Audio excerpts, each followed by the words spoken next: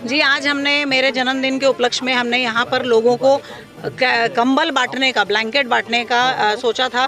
और यहाँ आके परिस्थिति देखा तो अभी ऐसा लग रहा है मच्छरदानी भी बांटनी पड़ेगी, क्योंकि बहुत परिस्थिति ख़राब है। यहाँ पर मच्छर का भी बहुत ये है, तो इसीलिए अभी हमने आज ब्लैंकेट बांटा है। मोस्ट प्रोबेबली कल हम यहाँ पर मच्छरदानी बांटेंगे, क्योंकि माँ जीवदानी के आशीर्वाद से, जीवदानी ट्रस्ट के द्वारा यहाँ पर खिचड़ी का बंदोबस्त तो हो गया है, परंतु ये परमानेंट सोल्यूशन नहीं है। परमानेंट सोल्यूशन इन लोगों का होना ज़रूरी है। मैडम, मनपा प्रशासन ने 7 इमारतें तोड़कर सैकड़ों परिवार को बेघर कर दिया है, जो कि विभिन्न प्रकार की समस्याओं के चलते जीवन यापन खुली आसमान के नीचे कर रहे हैं।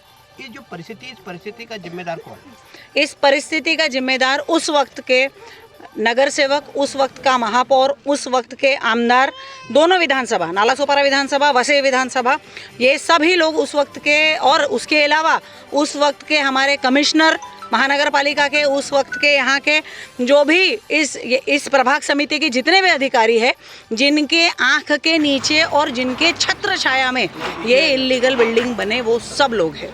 मैडम, अभी 2-3 बार बताया जा रहा है कि फिर से कार्रवाई होगी। अगर ऐसा ही हुआ तो फिर से हजारों परिवार बेघर होंगे, तो इन सारे जो लोग हैं इनका स्थायी हल क्या है? देखिए, कैसा है, कोर्ट का आदेश है तो कोर्ट का आदेश मानना पड़ेगा, परंतु हम लोग एक लूप होल, मतलब हर एक चीज़ में हम एक कॉर्नर ढूंढते हैं रास्ता निकालने का। तो रास्ता खाली एक ही है कि अगर इस हमारे स्टेट के अगर मुख्यमंत्री चाहे तो एक सुमोटो डिसीजन निकाल के एक जीआर वो पास कर सकते हैं, और वो एक जीआर पास करके इन लोगों को रीलोकेट करने का वो एक जीआर पास कर दे और इन लोगों को शिफ्टिंग दे दे कहीं पर, तो इन लोगों को शेल्टर मिल जाएगा। क्योंकि जिस तरह से हमारे यशस्वी प्रधानमंत्री मोदी जी का सपना है कि हर एक घर को, हर एक परिवार को उनका स्वयं का छत होना चाहिए, उनका खुद का निवास होना चाहिए, उसके अलावा शौचालय होना चाहिए। आज ये लोग मजबूर है कि मोदी जी के कार्यकाल के अंदर और महाराष्ट्र में इस परिस्थिति में इनको रहना, महाराष्ट्र जैसे स्टेट में इस परिस्थिति में रहना बहुत ही दुखद बात है।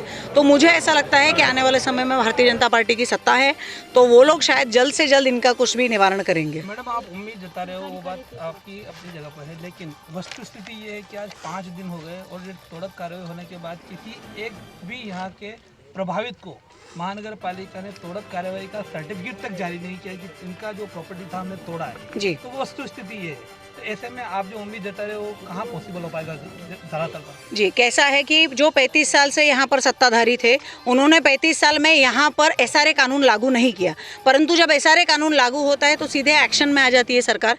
सरकार एक्शन में आके इन लोगों की घर पट्टी, इन लोगों का लाइट मीटर, इन लोगों का पानी का बिल, ये सब कुछ देखते हुए इन लोगों को इमीडिएटली, ये लोग यहाँ के रहवासी हो जाएंगे, लीगल रेसिडेंट हो जाते हैं। उसके बाद इन लोगों को शिफ्टिंग दिया जा सकता है, जो एसआरए कानून के तहत इन लोगों को बनता है। नहीं, आपने जो भी बात कहा, मेरा सवाल ये था कि इनका टूटा घर, उसका उनको सर्टिफिकेट तक अभी जारी नहीं किया गया। यहाँ पर इनका घर था, वो तोड़ा गया है, वो बाद में जब शिफ्टिंग होगा तो बात की बात है जी। मैंने खुद मेरे पत्र व्यवहार से ये कमिश्नर साहब को पत्र लिखा है, उसके अलावा ईमेल द्वारा मैंने सारे बड़े अधिकारियों को ये दिया गया है कि इमीडिएटली इन लोगों को रिलोकेट करें। अब ये इतना डिले क्यों हो रहा है, ये इसका जवाब आप खुद कमिश्नर साहब से ले सकते हैं। हालांकि आपको पता है कि वो इस वक्त ट्रेनिंग पर गए हैं। कमिश्नर साहब ने तो खुलेआम ये कहा था कि हमारे पास ऐसी कोई पॉलिसी नहीं है। नहीं, अगर कमिश्नर साहब चाहे तो जिस तरह से रेफ्यूजी कैंप्स लगते हैं, उस तरह से इनको इमीडिएटली जो सरकारी ज़मीन है, उस सरकारी ज़मीन पे इनको टेंट की व्यवस्था करके मीनवाइल इनको वो टेंट में रिलोकेट कर सकते हैं। और जैसे कि हमने देखा था कि कोविड के टाइम पे सबको वरुण इंडस्ट्रीज़ में इफेक्टिव पेशेंट्स को भेजा जा रहा था, तो वो डिसीजन कमिश्नर साहब का था, मतलब उस समय के कमिश्नर का था। अगर अभी के जो कमिश्नर है, अगर वो चाहे तो सुमोटो ये डिसीजन ले सकते हैं।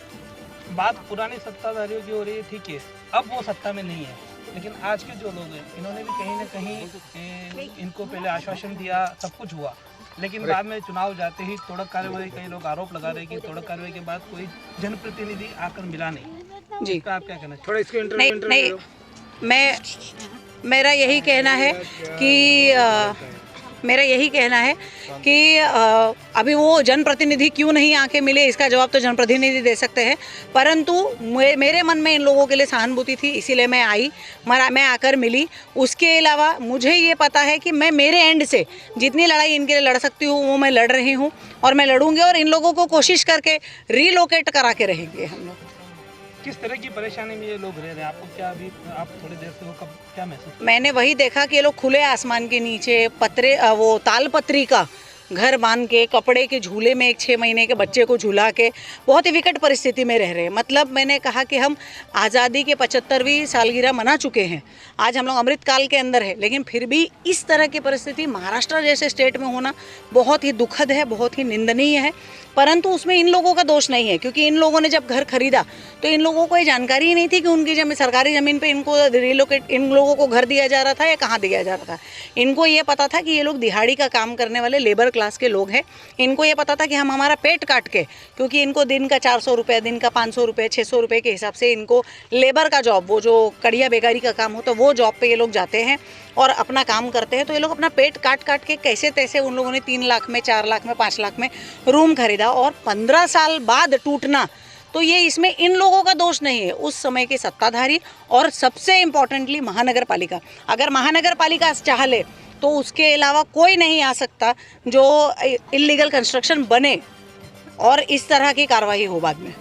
अंतिम सवाल, एक तरफ यहाँ तोड़क कार्य हो रही है और दूसरी तरफ शहर में इल्लीगल कारोबार आज भी चालू है, उस जी। पर भी कोई अंकुश नहीं है, इस पे क्या कहना है? इस पर वही हमने भी कई बार प्रश्न उठाया है, हमने कई बार ये चीज़ कहा है कि धड़ल्ले से इलीगल कंस्ट्रक्शन हो रहा है। अगर आप हाईवे का पट्टा देखें तो हाईवे के पट्टे पे तो बहुत ही बड़े बड़े आलीशान 5 स्टार होटल की तरह ढाबा बन रहा है, इंडस्ट्रियल बन रहा है, केटी रिसोर्ट के यहाँ पर अगर आप देखेंगे तो वहाँ पर भी बन रहा है। धड़ल्ले से पूरे वसई तालुका में कंक्रीट का इल्लीगल जंगल बनते जा रहा है। परंतु उस पे भी देखिए कैसा है, इन लोगों का जब बना तब